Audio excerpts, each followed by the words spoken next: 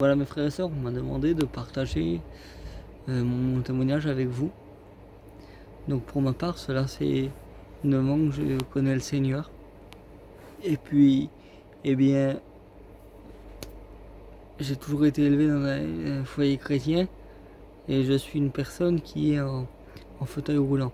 Je vous dis ça pour que vous compreniez la suite de mon témoignage. Il y a donc 9 ans de cela, j'ai testé un médicament donc pour ma santé, pour détendre les muscles. Et donc, tout s'est bien passé au début et à la fin de ce test de médicament, j'ai fait une méningite. Elle n'était pas foudroyante, elle était virale, mais c'en était une. Et il fallait impérativement que le professeur m'enlève ce produit. Et donc, ils m'ont opéré, ils m'ont enlevé ce produit, et puis le professeur, le soir même, était devenu dans ma chambre, et puis il me dit écoutez, jeune homme, il vous reste que 5% de vie, parce que même si on a enlevé le produit, il vous en reste un peu, et ces 5% qui vous restent devraient vous faire mourir. Ce produit est beaucoup trop fort pour votre corps, vous ne vous en sortirez pas. Et puis donc là j'ai vu bien sûr mes parents désespérés, la famille qui était désespérée, en train de pleurer. Et je ne sais pas pourquoi j'ai dit à ma mère qui était avec moi dans cette pièce, j'ai dit tu sais maman, j'ai pas mal, ça me fait pas souffrir. Mais et au tout début, mes parents n'étaient pas au courant que je devais mourir, ils ne le savaient pas, le docteur me l'avait averti que à moi au début, pendant une journée ou deux. Et donc je disais quelques jours après à ma mère que je n'avais pas de douleur, que ça me faisait pas mal.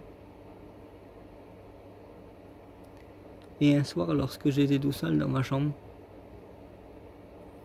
j'ai dit au Seigneur, écoute Seigneur, je te connais, je sais que tu es vivant, je te demande pas la marche.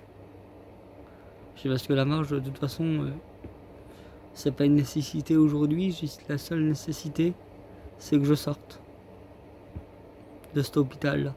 Et si je sors, moi je te fais la promesse que je te suivrai. Le Seigneur a permis à ce que je sorte le lendemain matin. Le médecin il est venu me voir et me dit écoutez jeune homme, il ne vous reste aucune trace de méningite, aucune trace de ce petit produit à part une infime pellicule qui est pas dangereuse pour votre vie. Donc il dit moi j'ai aucune raison de vous garder, vous sortez d'ici 1 heure ou 2. Je suis sorti, j'ai suivi le Seigneur pendant 1 an et demi. Pendant 1 an et demi, j'avais déjà demandé le baptême à mes parents qui avaient refusé pour une fois.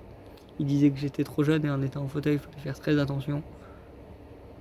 Parce que si des fois eux ils auraient été découragés, qu'ils y auraient pu été, comment j'aurais fait, etc. Pour aller à la réunion et tout.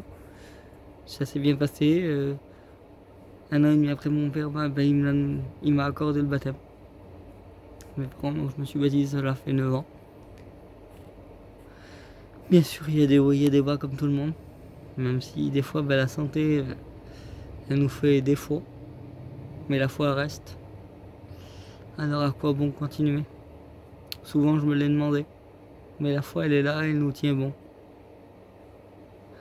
Elle nous fait tenir bon. Et puis, je lui dis merci Seigneur parce que je suis encore là bientôt 9 ans. Je suis encore bien en forme. Et puis, même si je suis dans le fauteuil, c'est pas grave. Le Seigneur, il m'a promis la marche et il me la donnera. Si c'est pas sur la terre, ça sera dans le ciel. Que Dieu vous bénisse à tous. Je prie pour chacun de vous, même si on ne se connaît pas. Nous sommes tous des frères et sœurs en Christ. Que Dieu vous bénisse fortement.